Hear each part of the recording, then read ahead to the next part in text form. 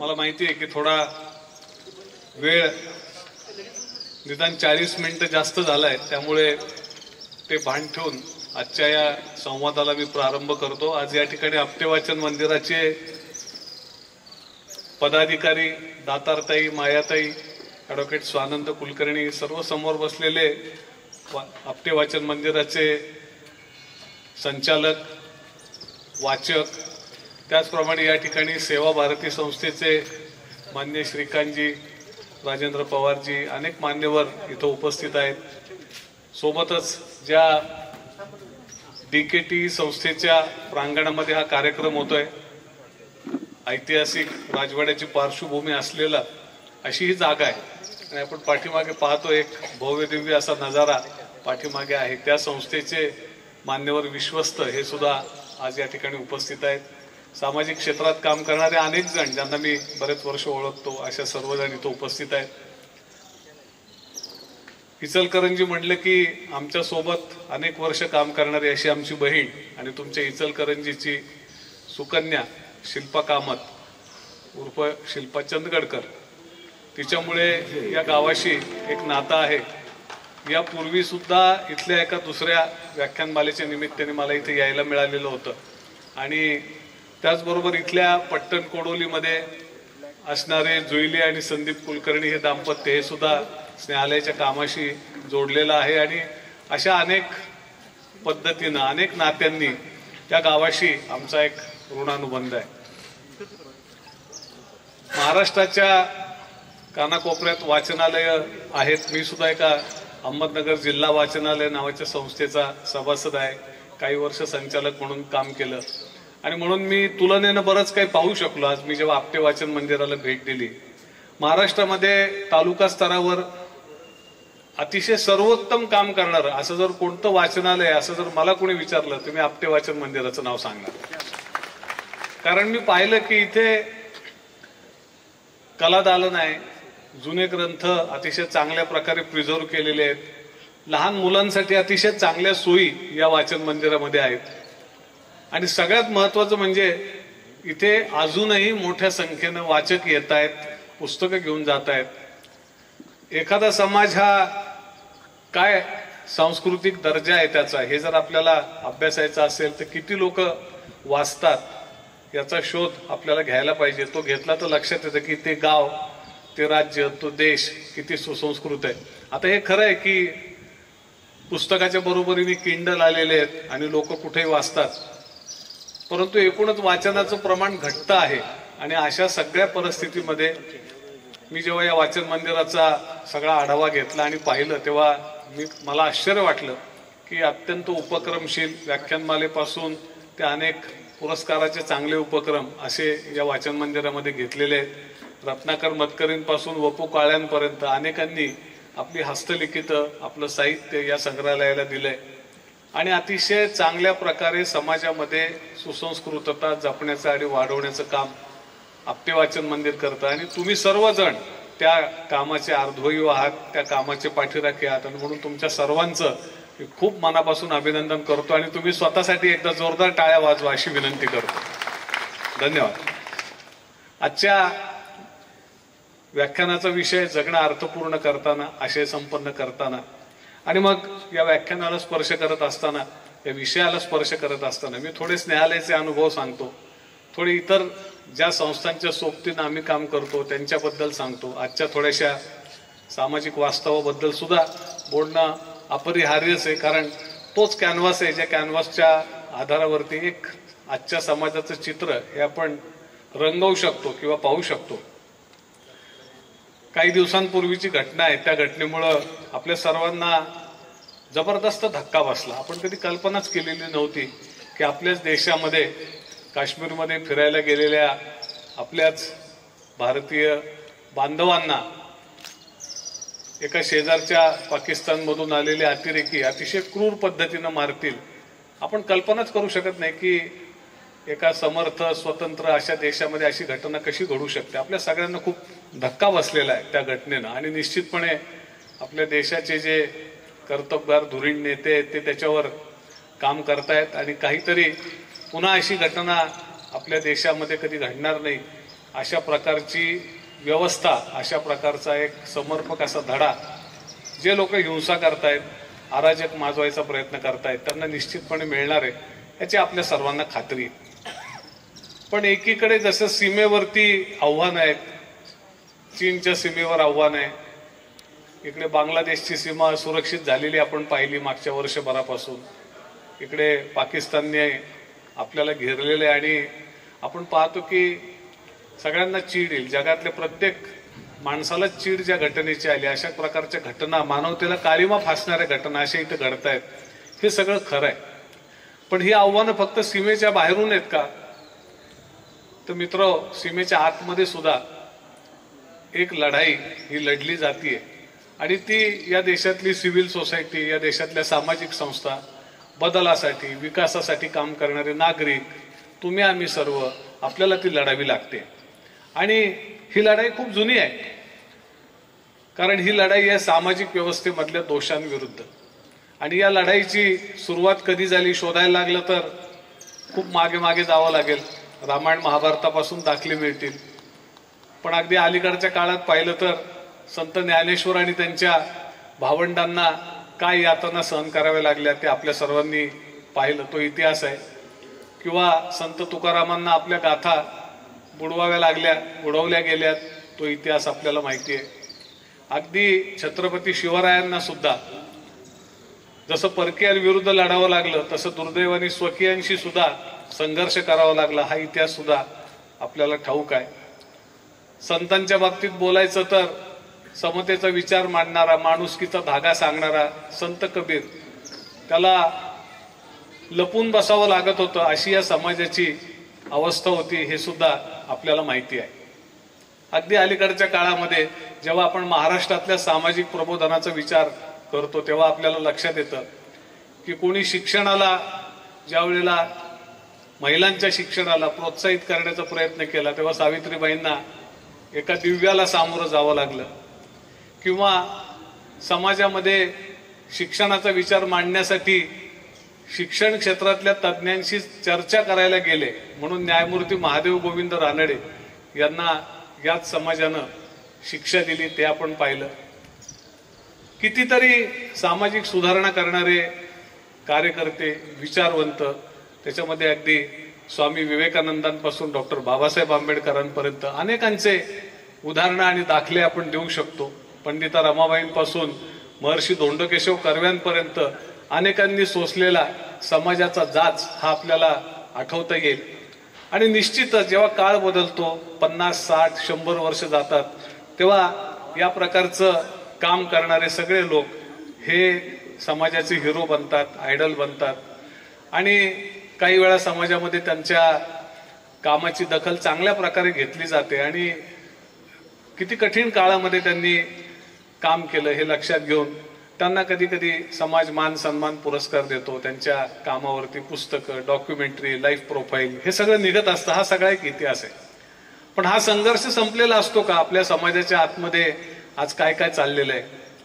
एकीकडे आपण पाहतो की प्रगती खूप वेगानं होतीये, हे निसंशय आहे. जेव्हा स्वातंत्र्य मिळालं तेव्हा टाचणी सुद्धा या देशामध्ये तयार होत नव्हती आणि आज आपण पाहतो की आपण चंद्र आणि मंगळावर पाठवायची यानं बनवतो. आज संगणक क्षेत्रात, इन्फॉर्मेशन टेक्नॉलॉजीमध्ये, बायोटेक्नॉलॉजीमध्ये अद्भुत क्रांती आपल्या देशानं घडवलेली आहे. हे सुद्धा एक सत्यचित्र आहे. वैद्यकीय क्षेत्रामध्ये आपण केलेली प्रगती फार नेत्रदीपक आहे. लष्करी क्षेत्रात आपल्या प्रगतीला अद्वितीय समजलं जाते. अर्थव्यवस्थेत ट्रिलियन इकॉनॉमीकडे वाटचाल चालू आहे. अशा सगळ्या गोष्टी असताना सामाजिक वास्तव काय आहे? सामाजिक वास्तव आहे की दरवर्षी 20 लाख मुलींची गर्भावस्थेत हत्या होते. आजही युनिसेफच्या अहवालानुसार महाराष्ट्रातल्या 9 जिल्ह्यात जवळपास 25% जास्त बालविवाह लागतात आणि सगळ्या महाराष्ट्रामध्ये हे प्रमाण त्यापेक्षा 3-4% कमी पण आहेच. पूर्वी खेड्यामध्ये अज्ञानी लोक बालविवाह लावायचे, ज्यांना कायदा समजत नाही, अज्ञान आहे असं आपण म्हणायचो. पण शहरी झोपडपट्ट्यांमधलं बालविवाहांचं प्रमाण त्यापेक्षा वाढतच चाललेलं आहे. आपण म्हणतो की आपल्या देशामध्ये सुरक्षितता असलीच पाहिजे, पण आपल्याला माहिती आहे का की भारतातनं दरवर्षी 2 लाख अल्पवयीन मुलं आणि महिला हे जगाच्या बाजारपेठेमध्ये देह व्यापारासाठी विकले जातात। एक अहवाल जर आपण पाहिला तर कितीतरी आता खूप चांगले चांगले कायदे भारतामध्ये आज अस्तित्वात आहेत। जर तुम्ही कायद्याच्या दृष्टीने पाहिलं तर महिला आणि मुलांसाठी सर्वोत्तम कायदे असलेला देश जर कोणता असेल तर तो आपला भारत देश आहे। पण परिस्थिती काय आहे तर आपण पाहतो की 2012 मध्ये पॉक्सो नावाचा कायदा आला, protection of children from sexual offences act. मग juvenile justice care and protection act आहे, बाल न्याय अधिनियम, त्याला बाल हक्कांची गीता असं म्हटलं जातं। मग निर्भयाची केस झाली आणि 2013 मध्ये भारतामध्ये महिलांच्या सुरक्षेचे उत्तमोत्तम कायदे केले गेले। पण कन्व्हिक्शनचा रेट किती आहे, किती आरोपींना शिक्षा होते, गुन्हे दाखल होत असतात, असा सगळा विचार केला तर आपल्या लक्षात येतं की आपल्या देशामध्ये त्याचं प्रमाण फार नगण्य आहे आजही। आणि त्याचं कारण काय तर आपल्या देशामध्ये 140 कोटीहून जास्त लोक राहतात। पण हे जे 140 कोटीहून जास्त लोक राहतात हे लोक आपल्या नागरी कर्तव्याबद्दल कितपत जागृत आहेत। आज प्रत्येक माणसाला जर तुम्ही विचारलं तुझे अधिकार सांग नागरिक म्हणून तर प्रत्येक जण सांगेल। पण आपल्यापैकी म्हणजे इथं बसलेल्यांपैकी नव्हे पण समाजातल्या लोकांना जर तुम्ही विचारलं की आपले घटनेमध्ये नक्की नागरिकांची कर्तव्य किती नमूद केलेली आहेत, किती आहेत बरं कर्तव्य, निश्चित आकडा सांगता येणार नाही। पूर्वी 10 होती, आता 11 झाली। त्याला जर सांगितलं की अधिकार सांगितलेस तशी कर्तव्य सांगणं फार मुश्किल आहे। आपल्या घरामध्ये शेकडो कपडे असतात, अलमाऱ्या भरून चाललेले असतात आणि आमच्यासारख्या संस्थांना लोक रोज फोन करतात की आमच्या घरचे कपडे घेऊन जा, आता तुम्हाला कपडे डोनेट करायचे। आता ते लोक कपडे डोनेट करत असतात का डिस्कार्ड करत असतात हे खरं तर शोधायला लागतं। कारण मला हवाय तरी मी तो कपडा देतो असं क्वचित होतं, असतात असे लोक, मुद्दाम कपडे घेऊन देणारे सुद्धा लोक असतात। पण बहुतांश लोकांचं हे नकोय आता हे घेऊन जा असं असतं आणि ते आम्ही आनंदाने घेऊन येतो, त्याचा उपयोग सुद्धा करतो। परंतु हा जो सगळा गिव्हिंगचा पार्ट आहे त्या गिव्हिंगच्या पार्टमध्ये आम्ही विचारतो की इतके कपडे येतात आमच्याकडे आणि आम्ही नेहमी विचारतो की का तुम्ही एवढे कपडे डोनेट केले, फार बरं झालं, तुमची लोखंडाचं कपाट, गोदरेजची अलमारी आता रिकामी झाली, तुम्हाला आता नवे कपडे घेता येतील, हो आता नवे कपडे घेता येतील। तुमच्या एवढ्या कपड्यामध्ये एखादा तिरंगा झेंडा आहे का? दुर्दैवाने त्यातल्या बहुतांश लोकांकडे इतके कपडे असतात, कपाट ओसंडून चाललेली आहेत पण तिरंगा झेंडा नसतो।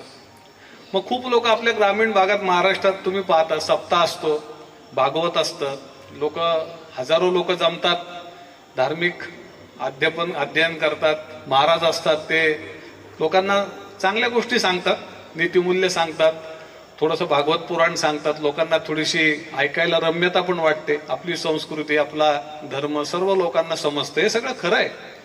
पण मग लोकांना आपण विचारलं की का घरी काय असतं, काय काय तुमच्या घरी, ज्ञानेश्वरी आहे, हरिपाठ आहे का, अजून काय, भागवत आहे, अजून काय, गाथा आहे, आणि आपण विचारलं की का भारताची घटना सुद्धा आहे का, तर ती नसते। खूप वाचलेलं असतं, घटना वाचलेली नसते, अधिकार समजलेले असतात, कर्तव्य माहिती नसतात।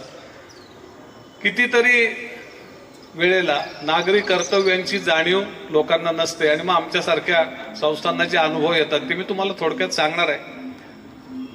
कधीतरी फोन येतो किंवा आमच्या समोरच्या घरामध्ये वडील मुलीवर अत्याचार करतायत, तुम्ही ताबडतोब या।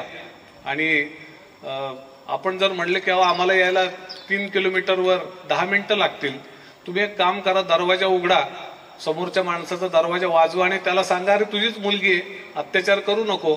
तर तो व्यक्ती सांगतो, फोन करणारा आम्हाला, की त्याचं काय की ते आम्ही करणार नाही। म्हणलं की का बरं तुम्ही का नाही करणार? नाही, आमचे त्यांचे फार चांगले संबंध आहेत, मी कसं हे करू? मग तुमचे त्यांचे फार चांगले संबंध आहेत आणि मग आम्ही वाईटपणा घेण्याचा काय मक्ता घेतलाय, आमचा काय संबंध आहे? नाही, तुम्ही संस्था आहात, तुमचंच काम आहे। पोलीस काय करतात, संस्था काय करतात, मीडिया काय करतो, हे काय करतात, ते काय करतात, आपल्या समाजामध्ये दुसऱ्याकडे बघण्याची आणि जबाबदाऱ्या झटकण्याची एक प्रवृत्ती आहे। आणि आम्ही पाहतो की अशाच गोष्टींच्यामुळं असंख्य केसेसमध्ये न्याय मिळत नाही, आरोपी सुटून जातो आणि मग आपण दोष देत राहतो की आपल्या देशात पोलीस काही काम करत नाहीत, न्याय व्यवस्था कुचकामी आहे, साक्षीदार फुटतात. खरं तर न्यायव्यवस्था फार चांगली आहे. एक साक्षीदार असला तरी कन्व्हिक्शन होतं, मोठ्या मोठ्या गुन्ह्यांमध्ये शिक्षा होते.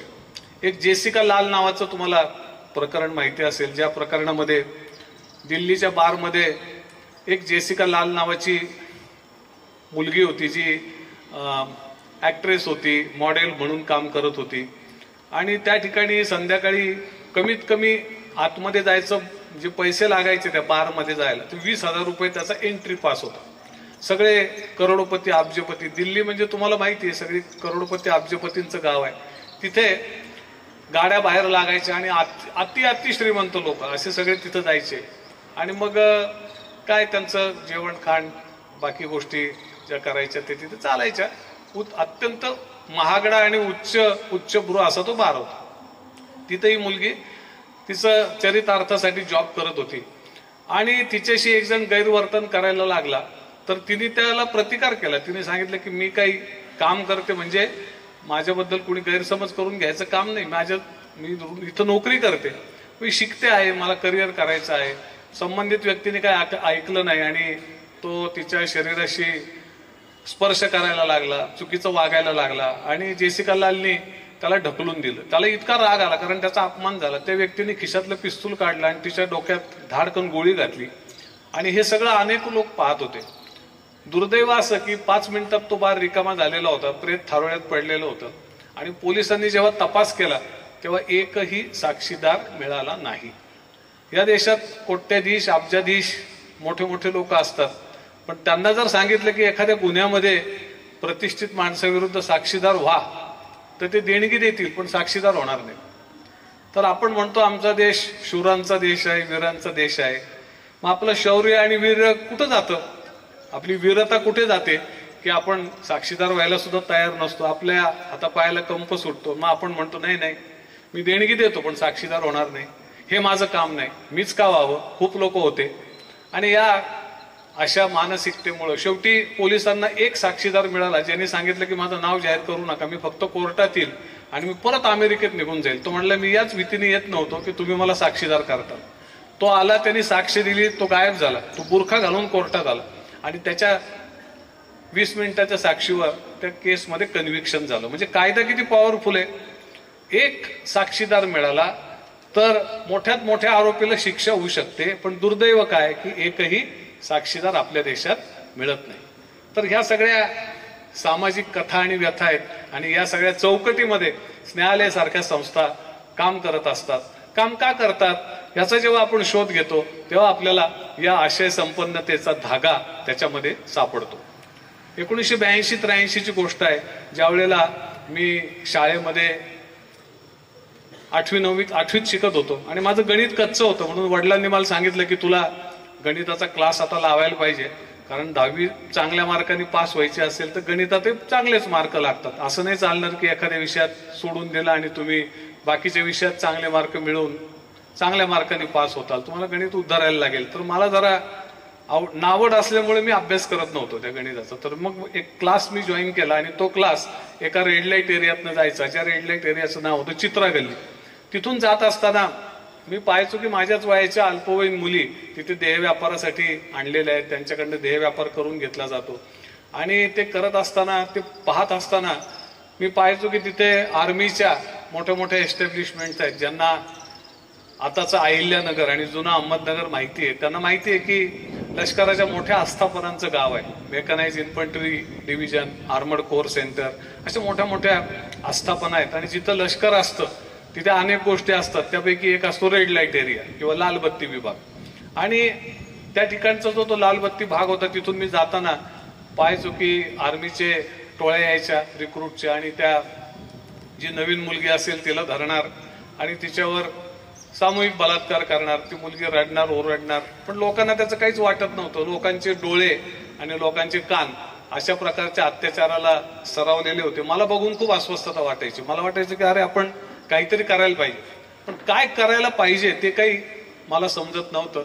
आणि मग फक्त मी अस्वस्थ व्हायचो, झालो आणि काय करायला पाहिजे याच्याविषयी माझ्या मित्रांशी पण बोलायचो, पण ते कोणाकडेच काहीच उत्तर नव्हतं. आम्ही सगळेच स्कूल गोईंग मुलं होतो.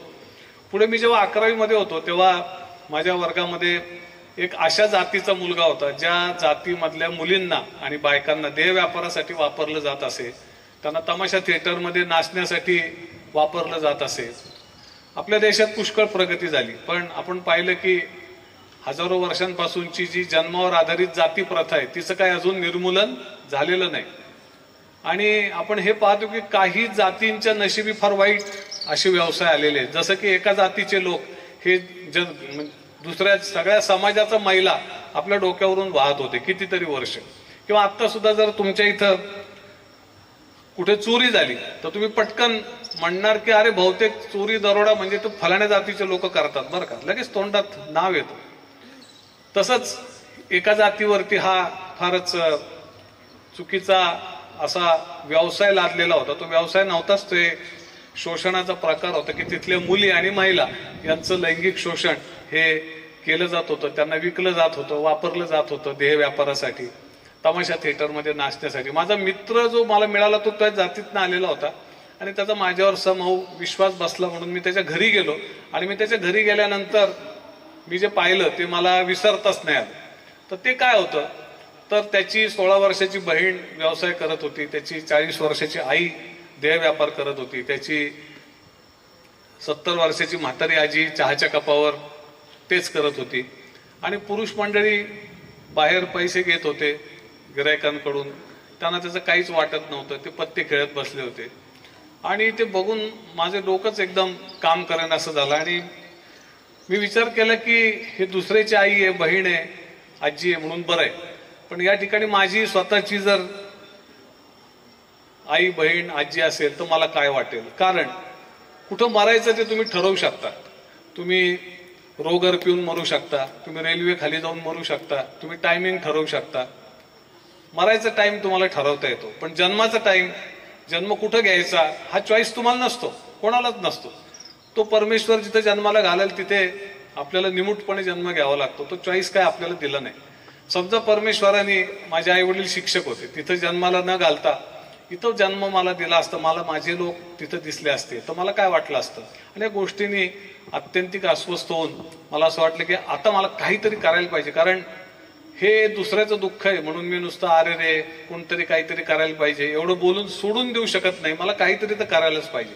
आणि मला तो जो एक अस्वस्थतेचा जर्म किंवा एक अस्वस्थ करणारा विचार असा जो मला त्या परिस्थितीमधनं प्राप्त झाला, त्याच्यावर विचार करत करत पुढे छोटं छोटं काम करत जे काही घडत गेलं त्याचं नाव आहे स्नेहालय. आणि या चौकटीत पुढे काम करत असताना जसा उल्लेख झाला आता, मी काही काळ विद्यार्थी परिषदेचं काम केलं, विद्यार्थी संघटनेत काम केलं. या काळामध्ये मला वाचायचा नाद लागला. मी डॉक्टर आंबेडकर, स्वामी विवेकानंद, वीर सावरकर किंवा त्यांच्या बरोबरीने महात्मा गांधी, लोकमान्य टिळक यांच्यावरची उत्तमोत्तम पुस्तकं वाचली, त्यांना समजून घेण्याचा प्रयत्न केला. सामाजिक विषयांवरची पुस्तकं मी विशेषत्वानं वाचली. आणि मला एकूणच आपल्या समाजाची रचना, सामाजिक व्यवस्थेमध्ये आत्ताच्या प्रश्नांचं दडलेलं मूळ किंवा लोक जो अन्याय आणि लोक एक प्रकारच्या वेदना सहन करतात त्याची पाळंमुळं नक्की कशी असतात, कुठनं येतात, या सगळ्या गोष्टींविषयीचे रूट्स मला बरेचसे समजले. या विषयात काम करणाऱ्या लोकांना मी शोधण्याचा प्रयत्न केला. आणि माझ्या लक्षात आलं की एक बाई आहेत विजयाताई लवाटे नावाच्या, फार वर्ष झाले पुण्याच्या लालबत्ती भागात म्हणजे बुधवार शुक्रवार पेठेत काम करतात. मग मी त्यांना भेटायला गेलो. आणि त्याच वेळेला कामाटीपुऱ्यात पण एका तरुण मुलीनं काम सुरू केलं होतं, तिचं नाव होतं प्रीती पाटकर. मला माहिती होतं हे काय काम करतात, मी पाहून आलो. लक्षात आलं माझ्या की आपण खूप विचार करतोय, पण आता आपण आपल्या स्तरावरती छोटंसं काय करू शकतो ते करायला पाहिजे. आणि मग मला आठवतं नोव्हेंबर 1988 मध्ये काहीतरी काम करेल अशी अस्वस्थ भावना मनामध्ये घेऊन मी लालबत्तीमध्ये पहिल्यांदा गेलो. आणि तिथून पुढे मला अनुभव यायला सुरुवात झाली आणि त्यातून स्नेहालयाचं काम हे सुरू झालं. मला असं वाटतं की आपल्यापैकी प्रत्येकाला आयुष्यामध्ये शेकडो प्रेरणा मिळत असतात. आपण सिग्नलला जातो, आपली गाडी कोल्हापुरात गेला, सिग्नलला गाडी उभी राहिली की आपल्याकडे दार वाजवत खिडकीवर टकटक एक मुलगी करते, तिच्या कडेवर एक बाळ असतं आणि तिच्या पोटात एक बाळ असतं. आणि तुम्ही चेहरा पाहिल्यावर लक्षात येतं अरे इतर एक 13-14 वर्षाची मुलगी आहे. मग हिच्या हातात एक बाळ आणि पोटात एक बाळ, असं कसं काय? मग तुम्ही खूप अस्वस्थ होतो, आपण सगळे होतो. कोण बरं असेल, कोण बरं या मुलीला, ही मुलगी कोण असेल, कस काय हिच्यावर अन्याय झाला असेल, कोणी हिच्यावर अत्याचार केला असेल, हिचं काय लहान वयात लग्न लावलं, काही कुणी पळून आलेली मुलगी आहे, आणलेली मुलगी आहे जी रस्त्यावर ठेवली जाते, वापरली जाते, असे आपल्या मनामध्ये प्रश्नांचं काहूर येतं. आणि आपण म्हणतो अरे बापरे, आपल्याला देशात काहीतरी व्हायला पाहिजे यांच्यासाठी पण, कारण आपण किती दुःख बघतोय. आणि त्या क्षणी लाल दिवा जातो, हिरवा दिवा लागतो आणि आपण भरकन पुढे निघून जातो. आणि मग पुढे जाताना आपण थोडी स्वतःची पाठ थोपटतो की खूप लोकांनी हे पाहिलेलं आहे, पण मलाच दुःख वाटलं, म्हणजे मी संवेदनशील आहे. आणि ही किती भारी गोष्ट आहे की मी संवेदनशील सुद्धा आहे. म्हणजे मी काय काय आहे याच्या यादीमध्ये आपण एका सद्गुणाची भर टाकतो, पण पुढे काय त्याचा विचार आपण करत नाही. पुढे परत असंच बघतो आपण, रस्त्याच्या कडेला पडलेला एखादा म्हातारा दिसतो किंवा एखादा स्किझोफ्रेनिक मनोरुग्ण जो कपडे फाडून एखादी महिला रस्त्यावर फिरते आहे. आपण जास्तीत जास्त म्हणजे पोलिसांना कळवतो, पण नागरिक म्हणून आपण काय करतो असा जर विचार आपण केला तर आपल्या लक्षात येईल की पाणी कुठं मुरतंय. खूप लोकांना अशा एकेका प्रसंगांनी प्रेरणा दिलेल्या आहेत. आणि असे प्रसंग पाहिल्यानंतर जे लोक नुसतं दुःख करत नाहीत, नुसतं व्यवस्थेला नावं ठेवत नाहीत, तर आपल्या कुवतीनुसार एखादा छोटासा प्रतिसाद द्यायचा प्रयत्न करतात, त्यांच्याकडून समाजामध्ये रचण्याचं काम होतं. त्यांच्यामध्ये समाजात खऱ्या अर्थाने बदलाचे बीज पेरली जातात. मग कुठल्या तरी बाबा आमटेंना एक वकील असणारा पैलवान माणूस, त्याला रस्त्याच्या कडेला एक पोतं पडलेलं दिसतं, जवळ जाऊन बघतो तर ते पोतं नसतं, तर एक माणूस असतो ज्याचे हातपाय जळलेले असतात. आणि तो त्याच्या जवळ जायचा विचार करतो, पण त्याला भयंकर भीती वाटते. आणि मग नंतर लाज वाटते की मी पैलवान आहे आणि मी कोणत्याच पैलवानाला घाबरत नाही, पण मी कुष्ठरोगाला घाबरतो. आणि मग तो त्याला हृदयाशी कवटाळतो, एका आनंदवनाची सुरुवात होते. किंवा तुम्हाला माहिती आहे की मारिट्सबर्ग रेल्वे स्टेशनवर मोहनदास करमचंद गांधी नावाच्या एका प्रवाशाला खाली उतरवलं जातं आणि तो विचार करतो की मी गहुवर्णीय आहे, श्वेतवर्णीय नाहीये, म्हणून माझ्यावर असा अन्याय झाला, याचा मी रचनात्मक प्रतिकार करेल. आणि मग हळूहळू आपण पाहतो की एक वंशभेदावरचा मोठा लढा हा आफ्रिकेमध्ये उभा राहतो. त्यातून एक साध्या माणसामधून एक मोठा माणूस, देशाच्या स्वातंत्र्य चळवळीला आकार देणारा माणूस उभा राहतो. आपल्याला लक्षात येईल की एक लहान मुलगा जालियनवाला बागेच्या हत्याकांडामुळे इतका व्यथित होतो, म्हणजे लहान ॲडोलसंट एज मधला मुलगा असतो तो ते पाहतो आणि अस्वस्थ होतो. आणि तो म्हणतो मी काहीतरी करायला पाहिजे. आणि आपण बघतो की एक भगतसिंग क्रांतिकारी त्यातून निर्माण होतो. प्लेगमध्ये नाशिकमध्ये कलेक्टर थैमान घालतो जॅक्सन नावाचा, आणि कुणीतरी ठरवतं की सगळा देश गप्प आहे, सगळे नागरिक गप्प आहेत, पण मी तरी प्रतिकार करेल, कारण अतिशय वाईट पद्धतीने नागरिकांवरती अन्याय अत्याचार होत असतात. आणि मग एक जण ठरवतो की मी काहीतरी करेल, आणि तो अनंत कानेरे होतो. एक जण ओडवायरला मारणारा उधमसिंग होतो. एक जण देशबंधू चित्तरंजन दास होतो. हजारो उदाहरणं आपल्याला सांगता येतील की कुणी सामाजिक कार्यकर्ते झाले, कुणी देशभक्तीच्या पंथाला लागले, कुणी वंचितांची, आदिवासींची, रस्त्यावर पडलेल्या लोकांची, बेवारसांची, वृद्धांची, प्रत्येकाला आलेले अनुभव आहेत. जे लोक आज या क्षेत्रात कामं करतात आणि असंख्य लोक आहेत. आणि भारत बदलतोय. तो भारत का बदलतोय माहितीये का? की असंख्य संवेदनशील लोक आपली वेदना जागेवर सोडून देत नाहीत, उसासा टाकत नाहीत, अरे रे फार वाईट, कोणतरी काहीतरी केलं पाहिजे असं म्हणून पुढे जात नाहीत, ते प्रश्नाला हात घालतात. आता इथे एक किशोर देशपांडे म्हणून आमचे मित्र बसले, जे कोल्हापूरला सावली केअर सेंटर चालवतात. आपल्यापैकी अनेकांना माहिती आहे. सीमाताई जोशी इथं बसल्यात, त्या सांगलीला सावलीचं सेंटर चालवतात. त्यांना सुद्धा अशाच प्रकारचे प्रश्न अस्वस्थ करतात आणि त्यातून असंख्य चांगल्या सामाजिक संस्था उभ्या राहतात. जशा तुमच्या भागात सुद्धा उद्या एका प्रकल्पाला मी भेट देणार आहे, बालोद्यान असाच एक प्रकल्प आहे. आज मी सेवा भारतीच्या सगळ्या उपक्रमांना भेट दिली. कुठल्या तरी समाजाच्या व्यथावेदनांना प्रतिसाद जेव्हा रचनात्मक विचार करणारे कार्यकर्ते देतात, चांगली कामं उभी राहतात. आणि मी अशा असंख्य कामांचा साक्षीदार आहे, साथीदार आहे, महाराष्ट्रातल्या, देशातल्या. खूप सांगू शकतो. फासेपारधी मुलांची फरफट पाहून एक मुलगा येतो आणि म्हणतो की मला पारधी मुलांसाठी काहीतरी करायचंय, स्नेहालय सहयोगाचा हात देतं. आणि आपल्याला माहिती आहे की तिथे पारधी मुलांची विद्यार्थी सहाय्यक समिती नावाची 200 मुलांची संस्था उभी राहते मागच्या 15 वर्षामध्ये. ऊसतोडणी कामगारांच्या व्यथा आहेत महाराष्ट्रातल्या, त्याला प्रतिसाद देणारा एक सचिन खेडकर नावाचा तोच ऊसतोडणी कामगाराचा मुलगा उभा राहतो आणि एक उचल फाउंडेशन नावाचं कार्य उभं राहतं. तिथे 150 मुलं आज शिक्षण घेतात, आई वडिलांबरोबर त्यांच्या मागे भटकत नाहीत. भटके विमुक्त आदिवासी अशा समाजातल्या बालविवाह झालेल्या अशा वर्गातल्या मुलामुलींच्या शिक्षणाची जबाबदारी एक फारुख बेग नावाचा मुलगा घेतो. तो कर्जतमध्ये, नगर जिल्ह्यातलं कर्जत, तिथे एक उत्तम संस्था चालवतो. मानसिक आजारी लोकांचा प्रश्नामुळे अस्वस्थ होऊन एक सायकॅट्रिस्ट डॉक्टर त्याची प्रॅक्टिस बाजूला ठेवतो आणि एक श्रद्धा रिहॅबिलिटेशन सेंटर चालू करतो.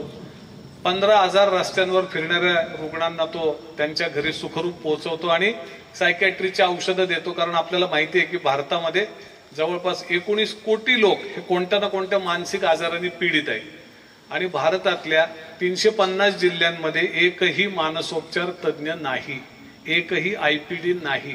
म्हणजे ज्याच्याकडे पैसे आहेत तोही उपचार घेऊ शकत नाही आणि बरा होऊ शकत नाही, अशी आपल्या देशाची एक सद्यस्थिती आहे. तर एक भरत वाटवानी नावाचा माणूस ठरवतो, नाही माझ्या करिअरला मी करून झालं माझं करिअर, आता मी जास्त वेळ सामाजिक कामाला दिले, श्रद्धा रिहॅबिलिटेशन सेंटर सुरू करतो. एक संदीप शिंदे नावाचा पोरगा असाच विचार करतो, यवतमाळमध्ये काम सुरू करतो. एक दाम्पत्य आहे आरती आणि विलास, हे सेवा संकल्प संस्था सुरू करतात बुलढाणा जिल्ह्यात, तिथं उत्तम काम करतात. मी तुम्हाला अशी असंख्य शेकडो उदाहरणं सांगू शकतो. इन्फोसिसमध्ये काम करणारा IIT pass out topper, IIM Calcutta topper असा एक विनायक लोहाणी नावाचा मुलगा आहे. तो म्हणतो की आता पुष्कळ काम करून झालं, जगण्याचा काहीतरी अर्थ शोधायला पाहिजे. का मला ईश्वराने जन्माला घातलं, माझ्या आयुष्याचं औचित्य काय, माझ्या आयुष्याचं ध्येय काय, मी इथे असाच येणार, जेवण करणार, संसार प्रपंच करणार, मुलं बाळ होणार आणि मरणार, हाच माझ्या जगण्याचा उद्देश आहे का. आणि मग शोध घ्यायला लागल्यावर तो जातो आणि रामकृष्ण मठात स्वामी रंगनाथानंद यांना भेटतो. हे रामकृष्ण मठाचे 97 वर्ष ज्यांनी कारभार पाहिला असे मुख्य संन्यासी. ते म्हणतात ते बघ, परमेश्वर हा माणसामध्ये आहे आणि माणसाची सेवा करणं हा सर्वोत्तम भक्तीचा मार्ग आहे, सर्वोत्तम श्रद्धेचा आविष्कार आहे. तू कसलाच विचार करू नको, तुला आतून ज्यांच्याविषयी करुणा वाटते, जे काम करायलाच पाहिजे असं वाटतं ते कर. आणि आज तो भारतातली 3000 मुलांची निवासी संस्था परिवार केंद्र चालवतो. तिथे सगळ्या स्तरातले वंचित मुलं आहेत जे भविष्याचा मार्ग उत्तम प्रकारे शोधतायत. असे एक मामून अख्तर नावाचा असाच मित्र मला भेटला. कलकत्त्याच्या टिकियापाडा नावाच्या झोपडपट्टीत तो राहतो. आपल्याला वाटतं धारावी ही भारतातली खूप मोठी झोपडपट्टी, पण ती धारावी नाहीये, ती टिकियापाडा आहे. आणि तिथे पाहिलं तर सगळी लहान मुलं हे गुन्हेगारी टोळ्यांनी हाताशी धरलेली. कारण आपल्याला माहिती आहे की 18 वर्षाच्या पेक्षा कमी वयातल्या मुलांनी जर कोणताही गुन्हा केला तर जास्तीत जास्त मोठी शिक्षा म्हणजे 18 वर्ष पूर्ण होईपर्यंत बालगृहामध्ये राहणं. त्याच्यापेक्षा मोठी शिक्षा त्याला तुम्ही देऊ शकत नाही, कारण तो बालक आहे. आपण पूर्वी बाल गुन्हेगार असा शब्द वापरायचो, आता तो शब्द आपल्याला वापरता येत नाही. आता आपण काय म्हणायला लागतं, विधी संघर्षग्रस्त बालक, child in conflict with law, CNCP. तर या ज्या कल्पना आहेत ती मुलं सगळी ड्रग पेडलिंग करायची आणि गुन्हेगारी त्यांना, गुन्हेगारातले लोक त्यांना वापरायचे. इंटर कंट्री ड्रग पेडलिंग सुद्धा करायचे, म्हणजे भारतातून बांगलादेश, बांगलादेशमधून भारत, हे सगळं त्यांनी पाहिलं. आणि एकदा त्याच्याकडे जखमी झालेले 2 मुलं आले, त्यांना ड्रग पेडलिंग करायचं नव्हतं, अफू गांजा आशिषची तस्करी करायची नव्हती, कारण सगळ्या लहान मुलांचा वापर केला जातो भारतामध्ये. आणि ते म्हणले की आम्हाला शिकायचंय. मग शिकण्यासाठी ते त्याच्याकडे आले की मला तू संधी देऊ शकतो का. आणि मग त्यांनी एक सामना केला त्या ड्रग पेडलरशी. तो सामना करता करता त्यांनी त्याच्या पत्र्याच्या घरात एक शाळा सुरू केली, त्या मुलांना वाचवलं जे गुन्हेगारीकडे जात होते. आणि आज त्याच्या आणि हावडातल्या वेगवेगळ्या झोपडपट्ट्यांमधल्या 18,000 मुलांना हा बालकामगार शिकवतो. हा सुद्धा गरीब परिस्थितीतला बालकामगार होता, वडील लहानपणी वारले आणि त्याच्याकडे सगळ्या जाती धर्माची मुलं शिक्षण घेतात, जे अदरवाईज या गुन्हेगारी टोळ्यांचे भक्ष्य ठरले असते. सांगण्याचा मुद्दा असा की आपल्या देशामध्ये असे असंख्य सेवादीप आज आपल्याला प्रज्वलित झालेले दिसत आहेत, देशाच्या कानाकोपऱ्यात ते आहेत. आणि कुठला ना कुठला सामाजिक प्रश्न, कुठली ना कुठली सामाजिक वेदना त्यांना अस्वस्थ करते आणि त्या अस्वस्थ वेदनेला प्रतिसाद देत असताना त्यांना त्यांच्या जगण्याचा अर्थ सापडतो आणि असा जो अर्थ सापडतो त्या अर्थाला धरून ते काही ना काही काम करण्याचा प्रयत्न करतात. कारण अर्थ सापडल्यावर नुसतं त्याच्यावरच खुश होऊन काही उपयोग नसतो, तर त्याच्यावर आधारित साधना तुम्हाला करावी लागते. आणि मग अशा वेळेला तुम्हाला स्वामी विवेकानंद मदत करू शकतात, जे म्हणतात की जोडलेल्या हातांपेक्षा सेवा करणारे हात ईश्वराला प्रिय असतात. किंवा स्वामीजी म्हणतात की देशद्रोही म्हणजे तो व्यक्ती जो आपलं ज्ञान, कौशल्य, क्षमता आणि साधनं यांचा उपयोग आपल्या समाजातल्या वंचित घटकांसाठी करत नाही आणि फक्त स्वतःसाठी आणि स्वतःच्या ऐशारामासाठी ती साधनं वापरतो, त्याला मी देशद्रोही म्हणतो. गांधीजींनी सांगितलेला अंत्योदयाचा विचार आपल्याला माहिती आहे.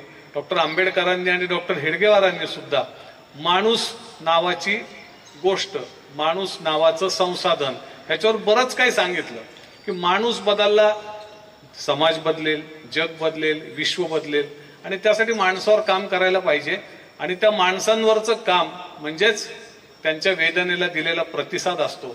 तो का द्यायचा असतो तर आपल्याला याबद्दलही अनेक लोकांनी अनेक गोष्टी सांगितलेल्या आहेत आणि त्यातलीच महत्वाची गोष्ट खरं तुमच्याशी शेअर करण्यासाठी मी इथं आलेलो आहे. आपल्याकडे सगळी संसाधनं असतात आणि आपल्या संसाधनांचा आपल्या पलीकडे, आपल्या कुटुंबाच्या पलीकडे समाजासाठी जर उपयोग झाला तर निश्चितपणे त्यातून आपल्या जगण्याला अर्थ प्राप्त होतो. कारण अदरवाईज हा प्रश्न प्रत्येकानेच स्वतःला विचारायला पाहिजे की मी या जगात का जन्माला आलो, माझ्या जन्माला येण्याचं आणि जगण्याचं काय प्रयोजन आहे. आणि मला असं वाटतं की असा प्रश्न जेव्हा आपण स्वतःला विचारतो निश्चितपणे एखाद्या प्रयोजनाशी आपण स्वतःला बांधून घेतो. ज्यांनी हे जग बदललेलं आहे, हे जग बदलत बदलत आलंय, हा समाज बदलत बदलत आलाय, त्यांनी काय केलं तर त्यांच्या मनात ज्या वेळेला करुणेची जेव्हा वेदना त्यांच्या मनामध्ये आली, जेव्हा त्यांना समवेदना जाणवली, जेव्हा त्यांना एम्पथी जाणवली, कोणाचं तरी दुःख हे त्यांनी मी त्या जागी आहे असं समजून त्याचा विचार केला, त्या क्षणी ती जी अस्वस्थता मनामध्ये आली त्या अस्वस्थतेवर उतारा किंवा कन्स्ट्रक्टिव्ह रिस्पॉन्स, एक सकारात्मक प्रतिसाद असा ज्यांनी दिला त्यांची वाटचाल एका सामाजिक संस्थेच्या दिशेनं, एका सामाजिक कामाच्या दिशेनं झाली. आणि ज्या लोकांनी असं जगण्याचा, अशी पावलं टाकण्याचा प्रयत्न केला त्यांच्या जगण्याला अर्थ प्राप्त झाला, त्यांच्या जगण्यामध्ये परमेश्वर आला, त्यांच्या जगण्यामध्ये एक अर्थतेला जेव्हा त्यांनी प्रतिसाद दिला तेव्हा एक अर्थपूर्णता आली. आणि आपण जेव्हा पाहतो की बुद्धाचं उदाहरण, की खूप लोकांचं उदाहरण की अरे त्यांनी सर्व सोडलं आणि ते आनंदी कसे होते त्यांच्या आयुष्यामध्ये, कारण की ते त्यांच्या जगण्याचा अर्थ शोधत होते, त्यांनी त्यांचा परमेश्वर योग्य ठिकाणी शोधला. मला असं वाटतं की आज जी परिस्थिती आपल्या समाजामध्ये आहे, हा 68 कोटी तरुण लोकांचा देश आहे आणि काही काळाने हा वृद्ध लोकांचा देश होत जाणार आहे. 47 साली आपल्या देशामध्ये जवळपास 35 कोटी ज्येष्ठ नागरिक असतील. जेव्हा आपण 100 वर्षांचे होणार आहोत तर आपल्या देशातले प्रश्न हळूहळू बदलत जाणार आहेत. पण आज आपल्या समोर जे प्रश्न आहेत त्याच्यामध्ये आपल्या अवतीभोवती, आपल्या गावामध्ये, आपल्या शहरामध्ये जे लोक गरीब आहेत, शिक्षण वंचित आहेत, त्यांच्या परिस्थितीत बदल घडवण्यासाठी आपण थोडंसं काही करू शकतो का? पैसे देऊ नका, तुमचं ज्ञान, तुमचं कौशल्य, तुमचं प्रेम यांची फार जास्त गरज आहे. आता आमच्यासारख्या सामाजिक संस्थेत लोक येतात आणि म्हणतात आम्ही काय वाटू म्हणजे तुमचे मुलं जास्त आनंदी होतील. आम्ही नेहमी सांगतो स्नेहालयामध्ये 400 मुलं आहेत, पण मुलं आहेत, इतर लाभार्थी आहेत. आम्ही सांगतो तुम्ही काही नाही दिलं आणि त्या मुलांना जर कवेत घेतलं, कुशीत घेतलं, त्यांना स्पर्श केला तर त्यांना फारच जास्त आनंद होईल. पण लोकांना ते करायचं नसतं, नातं जोडायचं नसतं. त्यापेक्षा देणं आणि निघून जाणं सोपं वाटतं. आपण नातं जोडलं पाहिजे. जर आपण नातं जोडू शकलो तर खऱ्या अर्थाने आज जे काय आपल्या समाजामध्ये भेदभाव दिसत आहेत, आज आपण पाहतो की एकीकडे एक चांगली प्रगती आहे आणि दुसरीकडे छोट्या छोट्या कृत्रिम कारणांमुळे इतके भेदभाव जातीचे, वंशाचे, रंगाचे, प्रांताचे, भाषेचे, धर्माचे ते आपल्या देशामध्ये एकीकडे वाढताना आपण पाहतो. तर मला असं वाटतं की ही स्पर्शाचं नातं, प्रेमाचं नातं हे आपण जोडण्याचा प्रयत्न जर केला तर निश्चितपणे ही दरी आपल्याला सांधता येईल आणि आपल्या जगण्याचा अर्थपूर्ण मार्ग हा आपल्याला शोधता येईल. स्नेहालयाच्या कामांविषयी जर सांगायचं तर स्नेहालयाचं प्रत्येक काम हा एका वेदनेला दिलेला प्रतिसाद आहे. ज्या वेळेला लालबत्ती भागातल्या मुलांसाठी परिस्थिती वाईट होती, त्यांच्या शिक्षणाची सोय करायची होती, तेव्हा आम्ही पहिले नाईट केअर सेंटर सुरू केलं, रात्रसेवा केंद्र सुरू केलं, डे केअर सुरू केलं, मुलांना शाळेत घातलं. मग हॉस्टेलची गरज भासली. मग माझ्या घरामध्ये एक छोटंसं हॉस्टेल चालू केलं, ज्यामध्ये की मुलं मुली आणली. मग लक्षात आलं की आता त्यांची संख्या वाढली, मग जागा पाहिजे. मग ही परमेश्वराची योजना होती असं तुम्ही समजा, की कोणीतरी जागा देणारे पुढे आले, कार्यकर्ते पुढे आले, मदत करणारे पुढे आले. एक एक वीट समाजातून मिळत गेली आणि एकही सरकारी मदतीवर सरकारी जागा आम्हाला कधीच मिळाली नाही आजपर्यंत. ना आम्ही सरकारी अनुदानावर एखादा प्रकल्प सुरू केला. आमचे सगळे प्रकल्प हे समाजाच्या सहयोगातून, तुमच्या सगळ्यांच्या मदतीमधून सुरू झालेले आहेत. आणि मी तुम्हाला सांगतो की पहिले मग जागा मिळाली, हॉस्टेल सुरू केलं, मग ट्रॅफिकिंगचा प्रश्न आला, मग त्याच्यावर काम करावं लागलं. लोक म्हणायला लागले तुम्ही 100 मुलं मुली इथं आणले, पण तुम्ही संस्थेत 100 मुलं मुली आणले, तिकडे नवीन 100 मुलं मुली आले लालबत्तीमध्ये, तुम्ही त्याच्यावर काहीतरी करायला पाहिजे. मग अँटी ट्रॅफिकिंग ड्राईव्ह सुरू केला आणि जवळपास जेव्हा आजवरचा हिशोब आम्ही काढतो 700 पेक्षा जास्त प्रकरणांमध्ये बाजारू लैंगिक शोषण, बाल लैंगिक शोषण आम्ही यशस्वी हस्तक्षेप केला आणि त्याच्यामध्ये बदल घडवला. बघा, नगर जिल्ह्यात 3 मोठे बदल घडले. पहिला बदल आहे सेकंड जनरेशन प्रॉस्टिट्यूशन बंद, म्हणजे वेश्येची मुलगी परत वेश्या होत नाही, मुलगा परत त्या व्यवसायाशी निगडीत अशा प्रकारच्या गोष्टी करत नाही. तो अतिशय सन्मानित असे रोजगाराचे मार्ग त्यांनी शोधलेत. कोणी पोलीस झाले, कोणी IT मध्ये आहे, कोणी व्यवसाय करते चांगले. तर अशा प्रकारे परिवर्तन आहे. दुसरा महत्वाचा बदल म्हणजे या ठिकाणी जे अल्पवयीन मुलांचा वापर होत होता, ते मी तुम्हाला खात्रीने सांगू शकतो की 3,500 महिला देह व्यापारात आहेत. कारण नगर जिल्ह्याची लोकसंख्या 55 लाख आहे, पण त्याच्यामध्ये या 3,500 एकही अल्पवयीन मुलगी नाही. आणि हे कसं झालं तर त्यासाठी संघर्ष करावा लागला. हे कामं प्रबोधनाने होत नाहीत, समजून सांगून होत नाहीत. जिथं लोकांचे आर्थिक इथं संबंध गुंतलेले असतात, तिथं तुम्ही भाषण प्रवचन देऊन कोणाचेही विचार बदलू शकत नाही, लक्षात ठेवा. तर मग काय केलं आम्ही, अल्पवयीन मुली सोडवल्या. इथे ऍडव्होकेट श्याम आसाव बसलेत माझे सहकारी. पहिल्यापासून या कामामध्ये लागणारी कायदेशीर मदत, धाडस अशा आमच्या अनेक मित्रांनी आम्हाला दिलं. 2005-06 मध्ये आम्ही एक 14 वर्षाची मुलगी सोडवली. एक 16 वर्षाची मुलगी होती. 14 वर्षाच्या मुलीवर अत्याचार करणारे 22 लोक होते. दुसऱ्या मुलीवर बलात्कार करणारे 17 लोक होते. हे सगळे ग्राहक होते वेगवेगळ्या वयोगटातले. आणि सगळ्यात मोठा ग्राहक 63 वर्षाचा होता, जो 14 वर्षाच्या मुलीला वापरत होता. आणि ते हॉटेलांचे मालक, पोलीस अधिकारी, सगळ्या प्रोफेशन मधले लोक, राजकीय पक्षांचे पदाधिकारी आणि 6 जिल्ह्यांमध्ये हे लोक होते. नगर, नाशिक, नंदुरबार, पुणे, एवढ्या सगळ्या ठिकाणाहून या लोकांविरुद्ध एक मोठी लढाई करायला लागली. तो मोठा विषय होता, पण आम्ही ती लढाई 6 वर्ष सलग लढाई करून जिंकली. या सगळ्या लोकांना कोर्टानं डबल लाईफ इम्प्रिझनमेंट दिली. या काळामध्ये आम्ही साक्षीदार, पंच म्हणून काम केलं. आणि मी जे तुम्हाला सुरुवातीला सांगितलं जेसिका लालच्या प्रकरणात, तुम्ही साक्षीदार आणि पंच झाले की बस तुम्ही गुन्हेगार झाले. लोक तुमच्या मागे लागतात, तुमची बदनामी करतात, नंतर तुम्हाला पैसे देऊ करतात, नसेल तर तुम्हाला खुनाच्या धमक्या देतात, हातपाय तोडण्याच्या धमक्या देतात, कोर्टात आतमध्ये पिंजऱ्यात उभं राहीपर्यंत देतात, पिंजऱ्यात उभं राहिल्यावर सुद्धा कोर्टामध्ये चाकू दाखवतात. ही सगळी वस्तुस्थिती आहे, जमिनीवरची वस्तुस्थिती आहे. ह्या सगळ्यालाच न्यायालयाच्या टीमनं तोंड दिलं. आणि जेव्हा कन्व्हिक्शन झालं तेव्हा एक मेसेज गेला, कारण आपल्या देशात कायदे खूप आहेत पण शिक्षा होत नाही, त्यामुळे कायद्यांना कोणी घाबरत नाही. जसं आपल्या देशात हेल्मेटचा कायदा आहे, तर बहुतेक गावांमध्ये हेल्मेटचा काही कायदा असून तो नसल्यासारखाच आहे. म्हणजे तो सगळ्यांनी समजून उमजून बाजूला टाकलाय. जर त्याच्यावर दंड व्हायला सुरुवात झाली तर प्रत्येक माणूस हेल्मेट घालणार, 100% घालणार. पण जर तुम्ही दंड नाही करत आहे, शिक्षा नाही करत आहे, कोणी त्या नियमाला जुमानत नाही. तसं ह्या विषयात आम्ही कन्व्हिक्शन केलं, अनेक विषयांमध्ये कन्व्हिक्शन केलं. आणि मग आम्ही पाहतो की आता देह व्यापारामध्ये अल्पवयीन मुलांचा वापर पूर्ण बंद आहे. नंतर HIV एड्सवर आम्ही खूप काम केलं. भारतातलं पहिलं HIV एड्स बाधित मुलांचं आणि महिलांचं शेल्टर 1991 सालपासून आम्ही चालवलं. आणि अतिशय संघटित स्वरूपात ते 1993 पासून आम्ही चालवलं. त्यावेळेला देशामध्ये HIV एड्स इतका फैलावणार आहे हे लोकांना वाटतच नव्हतं. आम्ही जेव्हा खूप लोकांना हे सांगायचो, जाणकार लोकांना, ते म्हणायचे नाही तो फक्त वेश्यांचा रोग आहे. पण आम्ही सांगायचो की अहो, वेश्यांकडे येणारे ग्राहक व्यसन करून येतात, कसली काळजी घेत नाहीत, सगळ्या समाजात रोग चाललाय, त्याच्यावर लोक विश्वास ठेवत नव्हते. नंतर जेव्हा लोकांनी विश्वास ठेवला तेव्हा पहिलं रोल मॉडेल आमच्याकडे तयार होतं की तुम्ही काम कसं करू शकता, पॉझिटिव्ह मुलं, महिला यांना उपचार कसे देऊ शकता, त्यांच्यासाठी कम्युनिटी हेल्थचा प्रोग्राम कसा राबवता येतो. आणि मग त्यावर आधारित असे कार्यक्रम उभे राहिले.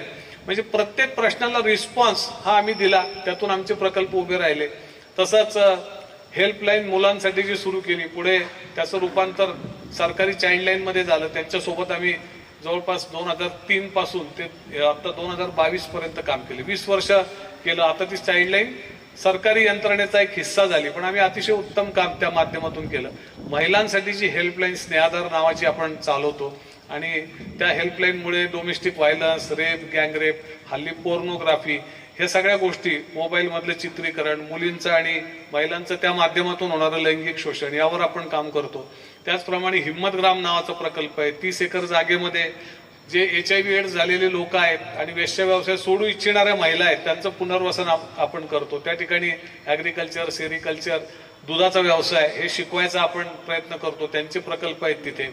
त्याचबरोबर मी आपल्याला सांगितलं तसं मानसिक आरोग्याच्या क्षेत्रामध्ये मानसग्राम या नावाचा प्रकल्प आहे. 50,000 चौरस फुटांची बिल्डिंग बांधून झाली आणि आम्ही आतापर्यंत 2020 मध्ये हा प्रकल्प सुरू केला, पण आम्ही 600 रुग्णांना घरी पाठवलेले आहे. म्हणजे बरं करून रस्त्यांवरच्या रुग्णांना घरी पाठवलं. त्याच्यामध्ये नेपाळ, बांगलादेशसह भारताच्या सगळ्या राज्यांमधले लोक आहेत. आणि आमचं USP असं आहे की आम्ही रुग्णांना 2 वर्ष घरपोच फुकट औषधं पाठवतो. कारण बहुतेक रुग्ण घरी गेले की औषध त्यांना मिळतच नाही, पैसे असले तरी. कारण मी म्हटलं तसं की निम्म्या भारतामध्ये मानसोपचार तज्ञच नाही आणि हे शेड्यूल X ड्रग असतात. हे तुम्हाला चिठ्ठीत न दाखवता कुठलाही केमिस्ट देत नाही, त्यामुळे ते औषधं तुम्हाला मिळत नाहीत. औषध नाही मिळाले की माणूस परत रस्त्यावर येतो. म्हणजे प्रश्न आपण अर्धवट सोडून देतो. तर तसं न करता याचं USP आम्ही वेगळा ठेवलाय. हाही प्रकल्प विकसित होतो. इथे डॉक्टर प्राजक्ता बसलेली आहे. तिचं या कामामधलं असाधारण असं योगदान आहे. म्हणजे आता मी बोलतो तर असं वाटतं लोकांना बोलणारा माणूस तोच सर्व काही आहे, सर्व आहे. तसं नाहीये. मी एका मोठ्या टीमच्या वतीने तुमच्याशी बोलतोय, ज्या टीमनी मिळून हे सगळं स्नेहालयाचं काम उभं केलं. आणि ऑफकोर्स त्याच्यामध्ये माझी पत्नी डॉक्टर प्राजक्ताईचा गेले 25 वर्षातला वाटा हा असाधारण आहे. तिने भारतातलं सर्वोत्तम दत्तक विधान केंद्र चालवलं. 2000 मुलांना उत्तम कुटुंब मिळून दिली. पण ते महत्वाचं काम नाही, त्यापेक्षा महत्वाचं काम म्हणजे तिने 1000पेक्षा जास्त बालमातांचं यशस्वी कौटुंबिक पुनर्वसन केलं. आपण जेव्हा प्रगतीच्या आणि सुसंस्कृतपणाच्या बद्दल खूप बोलत असतो आणि आपल्याला खूप अभिमान वाटत असतो बऱ्याच वेळेला, पण आपल्याला माहिती असतं का की आमच्यासारख्या स्नेहांकुर सारख्या संस्थेमध्ये 11 वर्षांच्या बालमाता येत असतात आणि त्या बालमातांपैकी कितीतरी बालमाता घरातल्याच व्यक्तीकडनं प्रेग्नंट असतात आणि त्याच्याकडनं सख्खे वडील आणि सख्खे भाऊ पण असतात, सख्खे मामा असतात, आजोबा असतात. हे सगळं अंगावर येणार आहे म्हणून जास्त त्याच्याबद्दल आम्ही बोलतही नाही. पण ही सगळी वस्तुस्थिती विचारात घेऊन एकीकडे समाजाचं प्रबोधन आणि त्या बळीला सुद्धा न्याय देण्याचा प्रयत्न, हे सगळं काम करणारी आमची स्नेहांकुर अडॉप्शन सेंटरची टीम आहे आणि ती प्राजक्तांनी ग्रूम केलेली आहे. माझ्याबरोबर एक बाळासाहेब वारुळे आलाय. त्यांनी जवळपास 500 दत्तक विधानांचा आणि मुलांना रेस्क्यू करण्याचा अनुभव घेतलाय. तर अशी एक काम करणारी, प्रश्नांना प्रतिसाद देणारी टीम आम्ही केली आहे. एक उडान नावाचा प्रकल्प सुरू केला आणि त्यामार्फत आम्ही कोरोना काळापासून आतापर्यंत जवळपास 800 बालविवाह थांबवले आणि त्या मुलींचं पुनर्वसन केलं. आता हे सगळं जे काम आहे, इकडे ठाणे जिल्ह्यात शहापूर तालुक्यात आम्ही कातकरी समाजासोबत एक काम सुरू केलं. तिथे आम्हाला जागा मिळाली आणि पर्यावरण आणि मानसिक आरोग्य 2 पुढचे मोठे विषय आहेत आपल्या समाजासमोरचे. तर आम्ही तिथे एक मियावाकी जंगल केलं.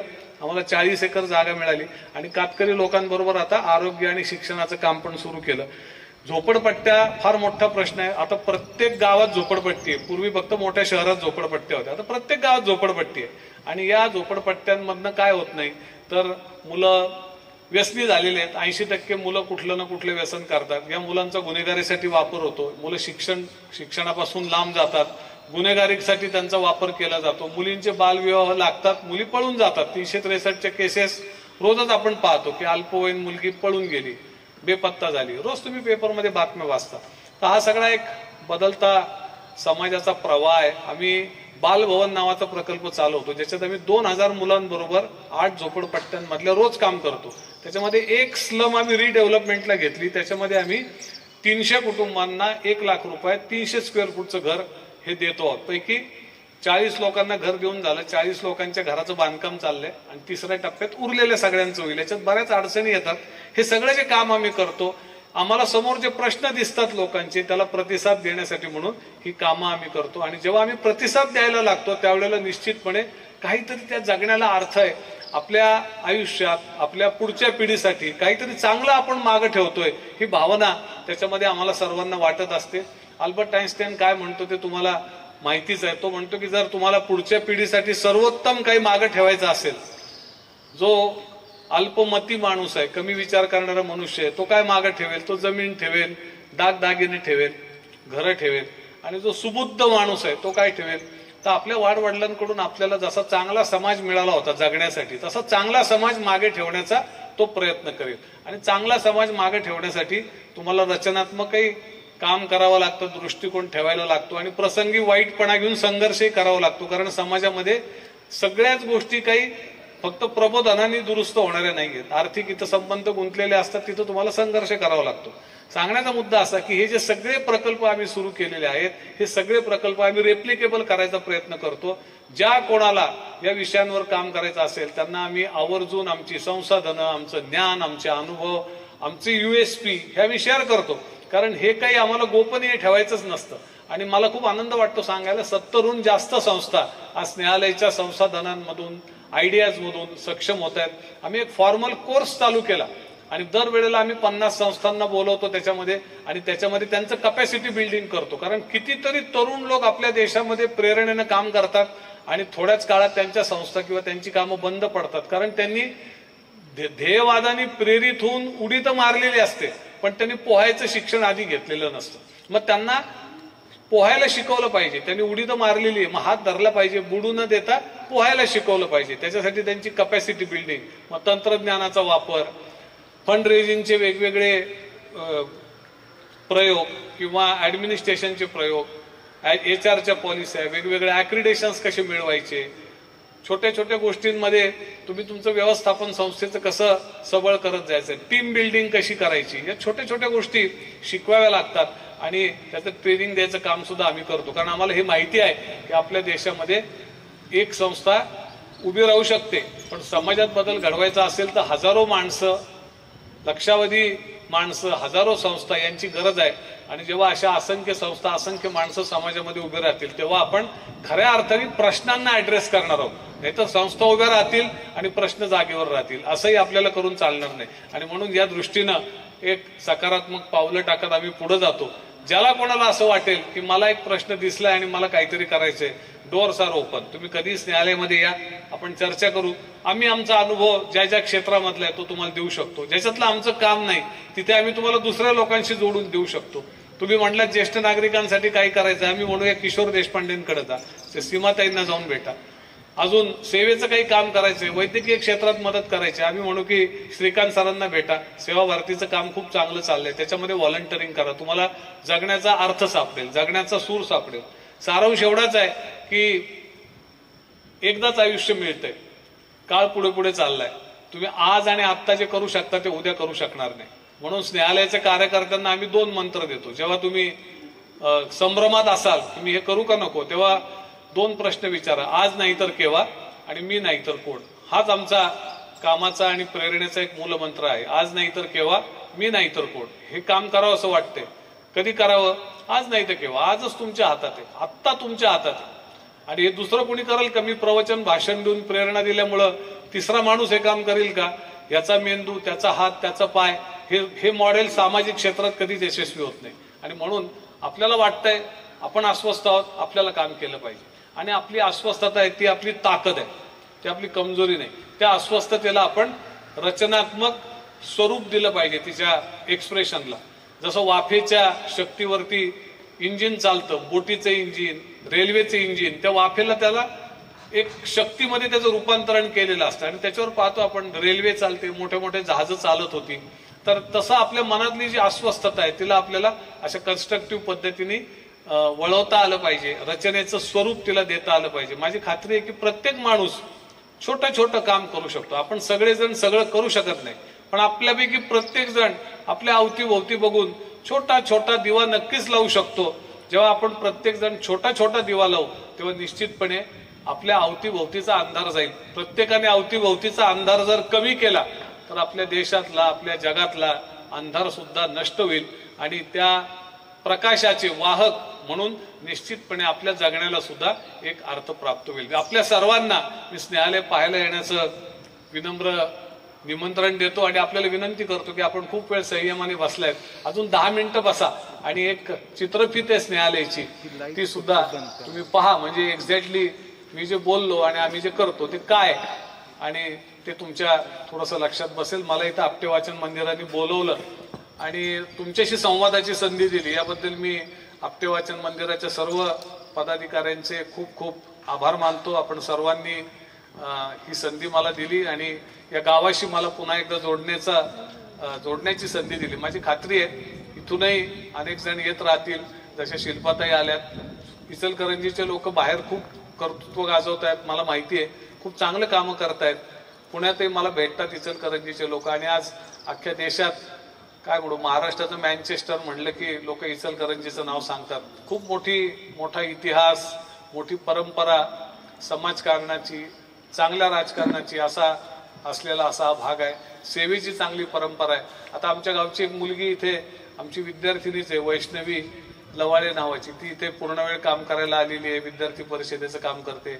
असे अनेक जण आहेत जे आमच्या भागातून सुद्धा इथे येऊन काम करतात. निश्चितपणे तुमचं सहकार्य आणि मदत अशा सगळ्या चांगल्या कामांना मिळाली पाहिजे आणि तुम्ही स्वतः कुठे ना कुठे नक्की स्वतः संलग्न व्हा आणि संलग्न होऊन अनुभव घ्या की तुम्हाला काय वाटतं. जेव्हा तुम्ही काही अपेक्षा न ठेवता, नाव गाव न सांगता दुसऱ्याच्या जीवनामध्ये थोडासा बदल घडवण्यासाठी मदत करता, प्रयत्न करता, त्या निरपेक्षतेचा जो आनंद आहे ना, तो परिस्पर्श आहे सेवेच्या कामाचा, तो तुमच्या जीवनाला हो एवढी परमेश्वराकडे प्रार्थना करतो आणि चित्रफित पाहण्याची विनंती करतो. त्यानंतर आजच्या कार्यक्रमाच्या समाप्तीची घोषणा संयोजक या ठिकाणी करतील. खूप खूप धन्यवाद.